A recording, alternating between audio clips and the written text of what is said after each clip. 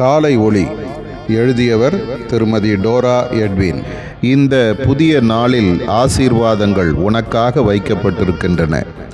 விசுவாசத்தோடு அடியெடுத்து வை, அவற்றை பெற்றுக்கொள்வாய். உன் இருதயமும் உன் மனதும் அமர்ந்திருக்கட்டும். 23ஆம் சங்கீதத்தை 3 முறை கவனமாக படி. நான் உன்னை அமர்ந்த தண்ணீர்கள் அண்டையில் நடத்துகிற நல்ல மேய்ப்பன். புல்லுள்ள இடங்களில் உன்னை மேய்த்து திருப்திப்படுத்துகிறவர். அபிஷேகம் செய்து எண்ணெய் பூசி உன்னை சொஸ்தப்படுத்துகிறவர்.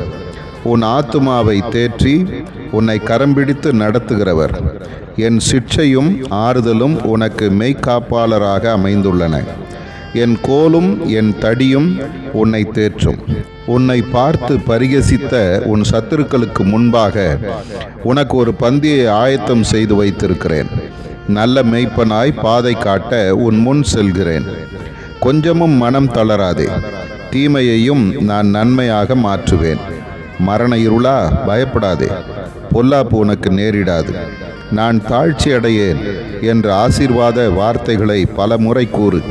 கலங்காதே, என் உத்தரவின்றி இந்த அகில உலகிலும் ஒருவரும் உனக்கு தீங்கு செய்ய முடியாது.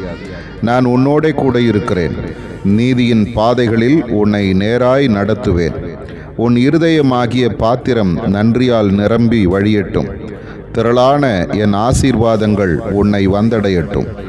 ஆதார வசனம்: ஆடுகள் அவன் சத்தத்தை அறிந்திருக்கிறபடியால் அவனுக்கு பின் செல்லுகிறது. யோவான் 10:4.